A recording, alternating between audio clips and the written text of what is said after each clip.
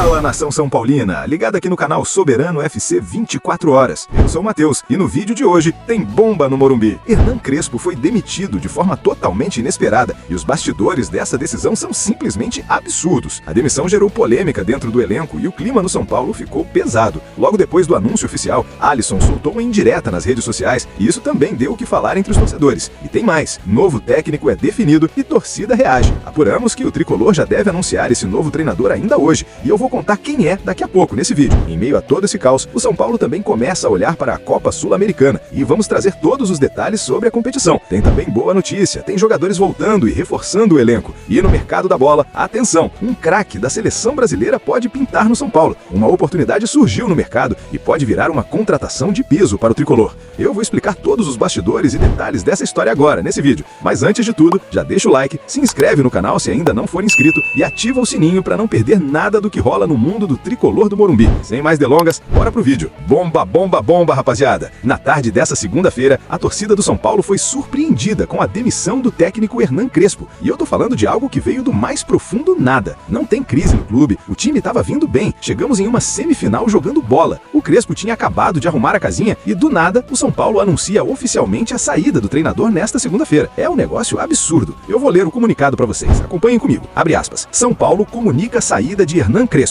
O São Paulo Futebol Clube definiu nesta segunda-feira, 9, a saída do técnico Hernan Crespo. Também deixam o clube os auxiliares Juan Branda e Vitor Lopes, os preparadores físicos Federico Martinetti e Leandro Paz e o preparador de goleiros Gustavo Nepoto. Campeão paulista em 2021, Crespo iniciou sua segunda passagem pelo Morumbis em julho de 2025. Desde então, dirigiu o time em 46 jogos, acumulando 21 vitórias, 7 empates e 18 derrotas. Somadas as duas passagens, foram 99 jogos sob o comando do treinador argentino, com 45 vitórias, 26 empates e 28 derrotas. Houve ainda 4 jogos em que Crespo se ausentou por questões de saúde e foi representado por Juan Branda, todos em 2021, 2 empates e 2 derrotas. O São Paulo deseja sucesso para Hernan Crespo e sua comissão técnica na sequência de suas carreiras. Foram meses de trabalho, o time estava brigando no topo e a diretoria simplesmente mandou embora. O São Paulo não diz oficialmente o porquê, mas o que o jornalista André Hernan apurou é de cair o queixo. Falta de sintonia com o elenco. Ou seja, quem demitiu o Crespo foram os jogadores. Essa cambada de vagabundo derrubou o Hernan Crespo porque não queriam mais o cara. É um absurdo que isso ainda aconteça no São Paulo. E tem mais bastidor. O Crespo foi pego totalmente de surpresa. Ele chegou para trabalhar hoje no CT da Barra Funda, fez o planejamento mensal focado em levar força máxima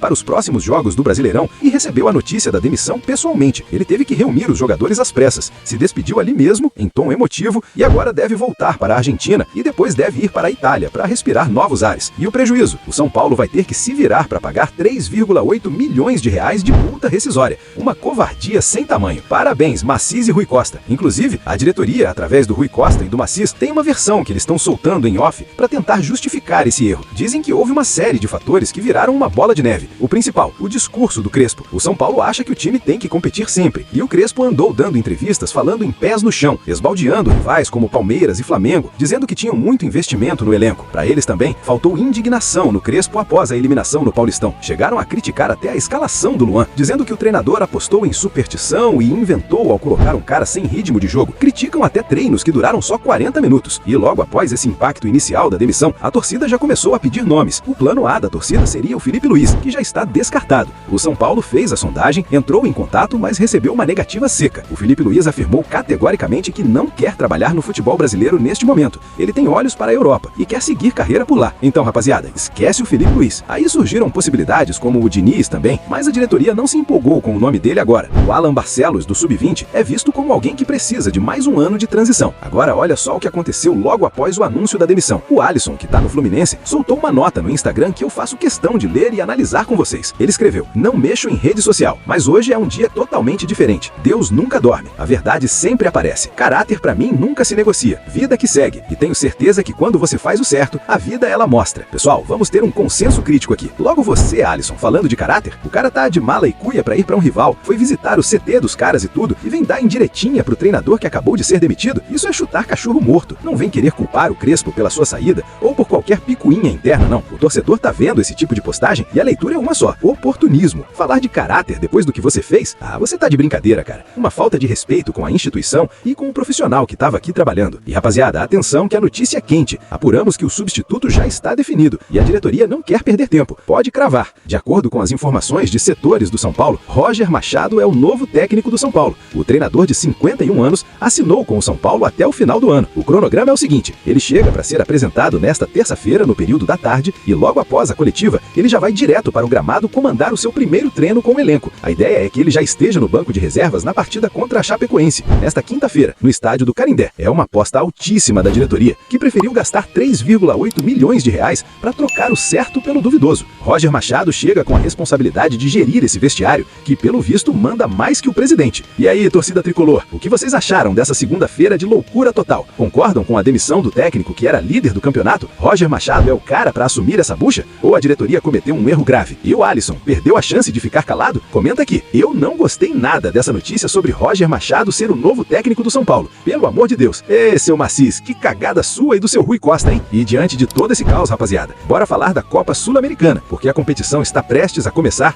e o São Paulo chega com banca de favorito. O tricolor está entre os cabeças de chave, figurando no pote 1. Ao lado do São Paulo, temos outros 3 brasileiros no mesmo pote: Santos, Grêmio e Atlético Mineiro. O sorteio da fase de grupos já tem data e hora marcadas. Será no dia 19 deste mês, às 20 horas, lá na sede da Conmebol. Para quem não lembra como funciona, são 32 times divididos em grupos. Os 8 líderes de cada grupo avançam direto para as oitavas de final. Já os segundos colocados não têm vida fácil. Vão para uma repescagem, enfrentar os terceiros colocados que vierem da Libertadores. A grande final já está marcada para o dia 21 de novembro, em Barranquilha, na Colômbia. E aqui entra a polêmica, que eu quero saber a opinião de vocês. Tem muita gente pedindo para o São Paulo entrar com time misto, ou até com os moleques da base na Sul-Americana. A ideia seria escantear um pouco a competição para focar 100% no Brasileirão e na Copa do Brasil. Um detalhe interessante: o São Paulo é o único brasileiro hoje na Sul-Americana que já conquistou esse troféu, lá em 2012. Será que vale a pena abrir mão de um título internacional, ou temos que ir com força máxima para beliscar essa taça? Comenta aí a sua opinião. Mas nem tudo é notícia ruim no Morumbi. No último final de semana, o São Paulo anunciou uma novidade que é de comemorar. O Paulinho, aquele moleque que foi destaque da base na Copinha deste ano, está voltando.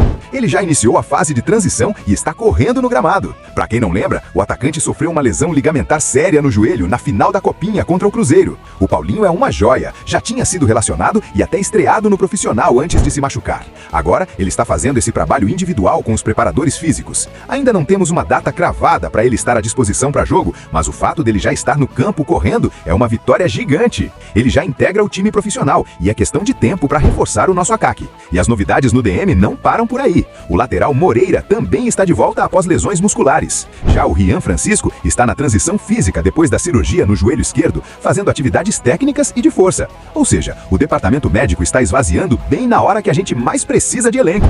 E falando um pouco de mercado da bola, rapaziada, o couro tá comendo no Oriente Médio. A guerra entre Irã, Estados Unidos e Israel atingiu um nível alarmante e isso está impactando diretamente o futebol. Para vocês terem uma ideia da gravidade, o Cristiano Ronaldo teria usado um jato particular para tirar a família da Arábia Saudita e fugir para os Estados Unidos. O negócio parece filme de guerra e é claro que os jogadores brasileiros que estão lá estão desesperados para voltar. Isso abriu uma janela de oportunidade gigantesca para os clubes brasileiros. O jornalista Rafael Reis, do UOL, trouxe uma lista de nomes de peso que podem deixar seus clubes para fugir do conflito. Se liga nessa lista de craques que podem ficar disponíveis: Marcos Leonardo, do Al Hilal, que já foi alvo do São Paulo recentemente; Roberto Firmino, do Al Ahly, atacante de Copa do Mundo, 34 anos; Bento, do Al Nassr, goleiro da seleção brasileira; Roger Guedes, ex-Corinthians, do Al Rayyan; Malcom, ex-Corinthians, do Al Hilal; Claudinho, ex-Red Bull Bragantino, do Al Ahly. E onde o São Paulo entra nisso? Tem um jogador em específico que o São Paulo poderia ficar de olho, e a bola da vez é o Fabinho. Ele é o volante marcador, o camisa 5 autêntico, cão de guarda, que a diretoria estava buscando recentemente. O cara sabe jogar com a bola nos pés, foi o substituto imediato do Casemiro na seleção por anos, e hoje está no Al Ittihad. O Palmeiras e o Fluminense já tentaram Fabinho na última janela, mas ele preferiu ficar por lá na época. Só que agora a situação mudou, por 2 motivos: a segurança da família por causa da guerra e o contrato dele, que termina agora em junho. Ou seja, ele já pode assinar um pré-contrato com qualquer clube do mundo para chegar de graça. Aí você me pergunta, mas a janela de transferências está fechada. Como o São Paulo contrataria o Fabinho agora? Eu te explico o pulo do gato no regulamento da CBF e da FIFA. A regra do agente livre. Se o Fabinho conseguir a rescisão de contrato com o Al Ittihad por conta do clima de guerra ou em comum acordo, ele passa a ser um agente livre. Contratação fora da janela. Jogadores que estão sem contrato, livres no mercado, podem ser inscritos em qualquer momento, independentemente da janela de transferências estar aberta ou fechada. A única limitação é o prazo de inscrição final das competições, como o Brasileirão e a Copa do Brasil.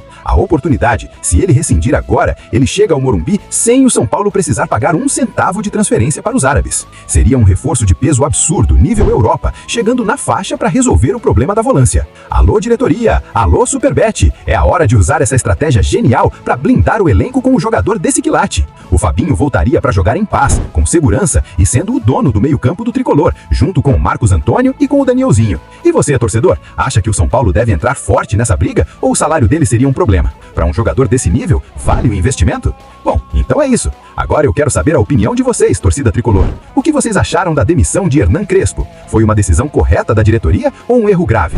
E sobre o Roger Machado, vocês acreditam que ele é o nome certo para assumir o São Paulo neste momento? Outra pergunta importante: o São Paulo deveria entrar com força máxima na Sul-Americana ou focar mais no Brasileirão e na Copa do Brasil? Vocês acham que o São Paulo deveria tentar um nome pesado como o do Fabinho se essa oportunidade realmente aparecer? Deixa a sua opinião aí nos comentários. E não se esquece de deixar o like, se inscrever no canal e ativar o sininho para não perder nada do que rola no mundo do tricolor do Morumbi. Obrigado por ter ficado até aqui. Um forte abraço e, como sempre, vamos São Paulo!